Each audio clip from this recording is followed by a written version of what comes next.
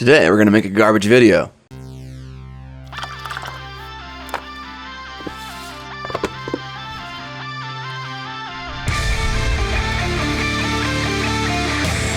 What up, Mini family? Welcome to the video that no one asked for but everyone got. Welcome to No Script, Let's Strip. Welcome to Scott pretending to be a YouTuber doing YouTuber things. Welcome to Scott sent his recorder off for repair and doesn't have anything to record audio with other than his computer. Welcome to 5 in the morning.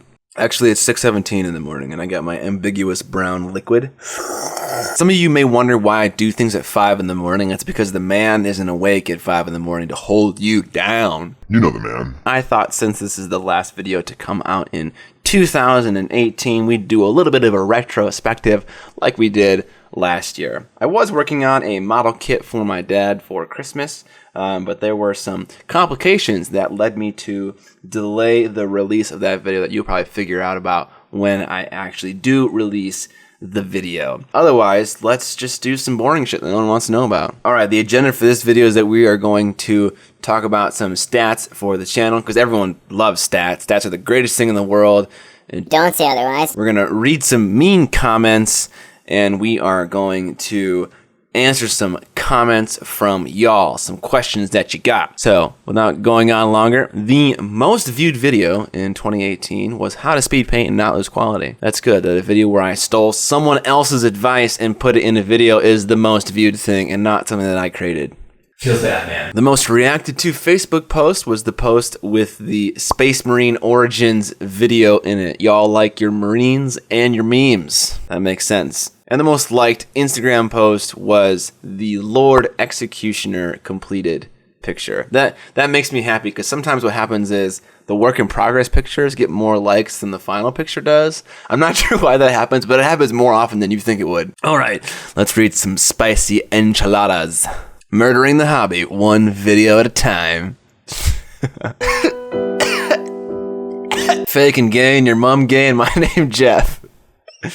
What? This guy is a complete fraud. Sounds like someone taught Dad how to use YouTube here. My God, what's happening to you, mate? You are slowly devolving into a caricatural lesbian.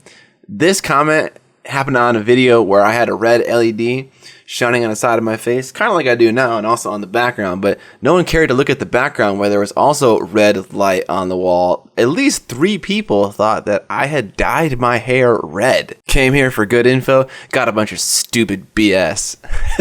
That was actually on John's video, so suck it, John. Someone's obviously an idiot, smiley face, and a bully. Grow up and title things correctly. I'm sorry, Anthony Bebbington. This was on the video where it was titled How Not to Be a Pleb. Apparently, Anthony's had some run-ins with the word pleb in the past, and that's created a sore spot in his life, obviously compelling him to comment. I love to pull your teeth out with pliers after I've broke your nose with the hammer I've used to smash your miniature collection, geek! Jesus fucking Christ. And now for the memeiest and sauciest of comments. This is actually one of the earlier ones that I got, and it's stuck with me for a long time because it's just so fucking good. 0 out of 10, did not enjoy how pretentious this dude comes off when talking about literally the basics of painting. Nothing you said was new 10 years ago, you know, back when you were born. This is a quality fucking comment, because I am talking about the basics of painting, because the video is about how beginners mess up and how you solve those beginner issues. So of course the video is going to be about basics. Okay, that's it for them spicy enchiladas. Let's move on to answering some of your questions. If you guys want to get notifications when I post to my YouTube community, make sure to hit the bell icon next to the subscribe button. You'll get a little noti, and you'll be part of the noti squad whenever I post something to this feed. Will we ever see you paint again? No. Never again. Never gonna paint a miniature again in my life. Make a video about it, Nick Rogers. Why would you even ask? Besides 40K, what tabletops or board games do you like to play and paint? I actually don't play 40K. I have like a very small Dark Eldar army, but I've never played. I do play Age of Sigmar and Guild Ball, but I haven't played them a lot at all because I don't have time to play because I am making videos and you should feel bad for me. I saw your video on hobby YouTubers you follow and watch. Do you have any more that you would watch or you would recommend? Yeah, there was another guy that I found that was pretty dang good. I think part of what people don't understand about when I watch YouTube is that I watch it for entertainment and not necessarily for education. So there's this guy called Tom Grigot. I'll link him below. He makes these beautiful stop motion animation videos of assembling these really complicated kits. And the work that goes into making the videos is absolutely insane. And I really enjoy watching them. So check him out. He's another model kit maker. Are you trying to grow a mustache? What tabletop games you playing these days? Any D&D? I started a D&D campaign with my friends and then it didn't really go anywhere. I'd like to play more of it. Otherwise, board games that I'm playing. I like to play Blood Rage a lot. I like Tokaido, Codenames, Mysterium, Dixit. Those are games that my wife likes a lot and I like a lot too. I've heard you express your distaste for Space Marines, but what is your favorite faction/army in 40k? Definitely Dark Eldar. Definitely. Do you moisturize? What does it look like? I get a few questions about what I record stuff with and like how I make videos. Let me know in the description if you'd be interested in a video about how I make YouTube videos. That's kind of meta and not necessarily related to miniature painting. But if you want to see it, I can make a video about it. I like Panasonic cameras, so I am recording this on a GH4 right now. I have a GH5 over here, another GH4 right there, and a GX85 behind me. So I'm a big fan of Panasonic cameras. I record my audio typically on a Sound Devices Mix Pre 3, which is right now being repaired. The mics I use are the Octava MK012 condenser microphones. And then I have a bunch of other stuff like tripods and rigging equipment that I use, but those are kind of the main things. How do you feel about painting terrain? I feel pretty good. Bring back Heavy Metal Marines, please. Let's slow down the memes for a bit and get real. For the last 6 months, maybe, since July, I have been making a video every single week. In the beginning of the year, in the first 6 months or so of the year, I made a video every other week, and that was a pretty cush schedule to maintain. But then I read a book by one of my favorite YouTubers. His name is Bob Claggett. He runs a channel called I Like to Make Stuff. If you like to watch people make stuff, he does it phenomenally. What? He does it in a great way and you should watch him. But he had a book talking about how, he went from doing it part-time to full-time. And one thing he did was a sprint period. That's what he called it. What he did was he released one video a week for 9 months straight, and he had a set monetary goal that he was trying to hit. And if he hit it, he would quit his job. And if he didn't hit it, he would just quit YouTube. So real consequences he set for himself. And so I'm doing the same thing in a 9-month period. If I don't hit a monetary goal of a certain value, I'm not going to quit YouTube. But I am going to reduce the schedule again back to one video every other week. And this will be in March. March will be the 9-month period. If I don't hit it in March, then I'll slow down the video release schedule. But the whole point of me saying this is because it is impossible to paint a Space Marine like Heavy Metal and produce a video on it in a single week. Painting a Heavy Metal Space Marine is such a pedantic process that the process alone probably takes closer to a week or at least 6 days of just straight up painting. So that's why I'm not doing Heavy Metal Marines, because I just don't have the time to do a full video, and I don't have time to do a lot of miniatures. In fact, if I'm speed painting something, or I'm painting something like Aquaman who doesn't have a lot of details on him, then it's much easier to do. But otherwise, it's really hard. It takes a certain mini that can fit into a week time frame to be able to make a video about it. What's the paint job you're most proud of and why? And what paint jobs are you least proud of and why? Well, I don't think there's a paint job that I'm least proud of because I am an egomaniac. And I love them all. But the one that I'm most proud of is probably this chick I painted called Tally, or I named her Tally. She's like a cyberpunk chick. And I like her so much because not necessarily the end result was good, but I ended up accomplishing something that was better than what I had envisioned in my head. And that never happens, Like, we always have these grandiose ideas of how we're going to draw something or paint something. We always kind of fall short of that glory. But in this case, I actually exceeded that idea. And that never happened, and it probably will never happen again. So I always look back on Tally fondly. Need some more ambiguous brown juice. How do you stay motivated on huge conversion or painting projects? Keep up the good work. I've said this before, and I'll say it again. You should not ever rely on motivation to be your fuel to paint or do anything creatively. You should establish a routine that gets you to do the thing that you want to do, and then when motivation comes, ride the motivation and when motivation goes away, you can just fall back on your routine. So for me, I wake up at 5 in the morning, pretty much every single day of the week, unless I stayed up on the weekend, and then I will sleep in. So I'm always getting 7 hours of sleep. And I will do things related to YouTube in the morning. I also do it on Monday evenings and Thursday evenings. I have a schedule, and that's what I do.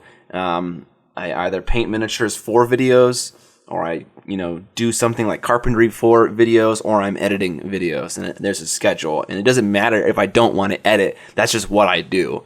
So develop a schedule. I've been kind of curious about what kind of dog breeder mix that you have. We have 2 dogs. We have Bullet and Crusher. And Crusher is a male, and we were told that Crusher is a Husky German Shepherd mix, but he's all black. So I gotta imagine he has some lab in him as well. And we also have Bullet, and she's a female.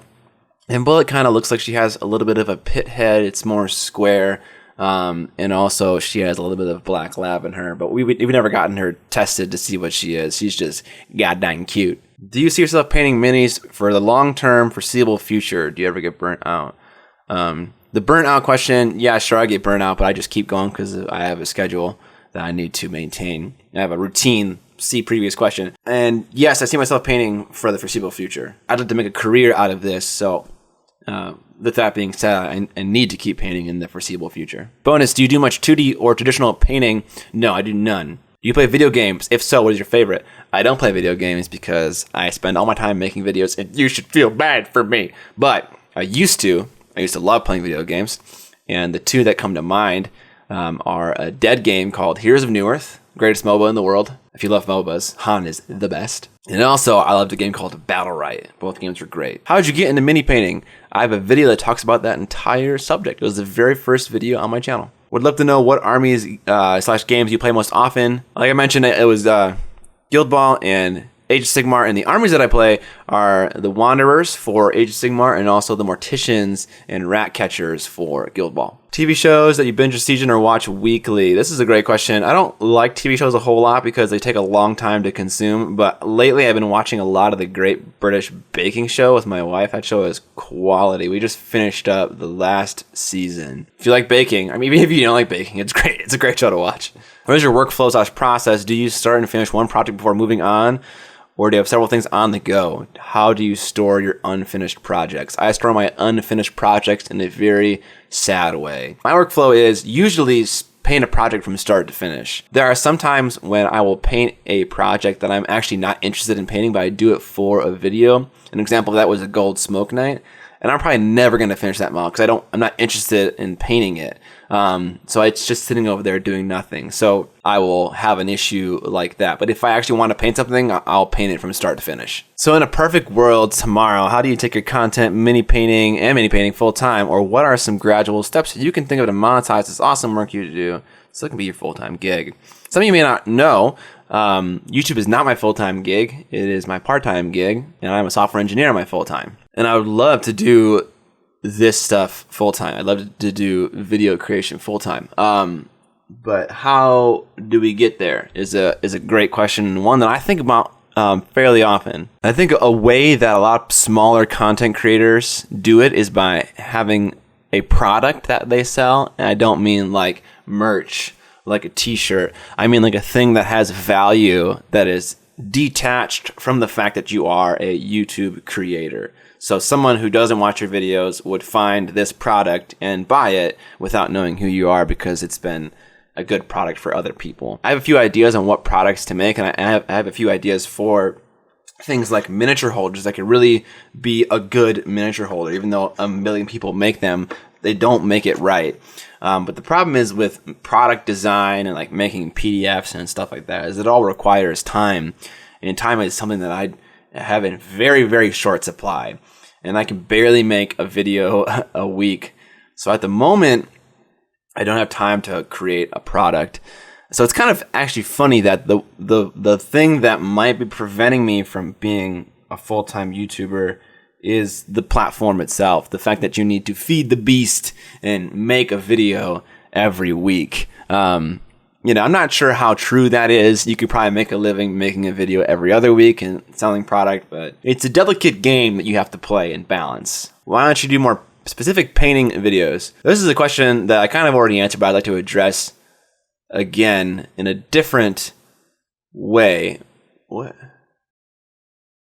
My channel has never been about specifically showing a video where I am painting a miniature. My video is about the appreciation for the culture of miniature painting, about the tooling surrounding it, about the technique surrounding it, and also about the specific act of painting miniatures.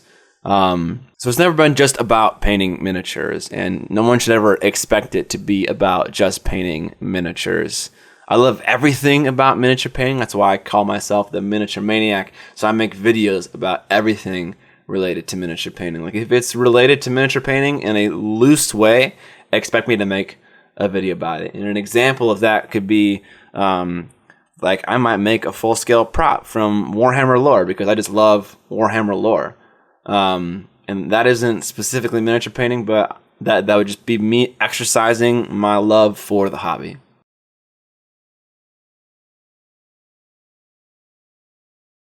That's it for the questions, guys. Remember, if you want to pick up a Miniac t-shirt, either this metal band limited edition one or the Miniac logo one, you can find a link to them in the description below. I had a stock issue with this shirt. The t-shirt manufacturer actually gave me more than I asked for, so if you needed an XL or a 3XL, I actually have those in stock still, so go check that out. Lastly, I just want to express my utter gratitude for you guys in 2018. 2018 was a great year for the channel. We grew to almost 70,000 subscribers, which is actually an insane number. Some people really try super hard to make an impact on the platform, try to carve out a space for them, and they fail to do so for whatever reason. For some reason, the stuff that I do is working, and I don't know why. I'm just doing hopefully what I think works and what I like to do. A lot of it comes down to you guys sharing my stuff, liking it, and just engaging on social media. So I really appreciate that. No one can ever really put into words how amazing it is to be able to potentially do something they love full time.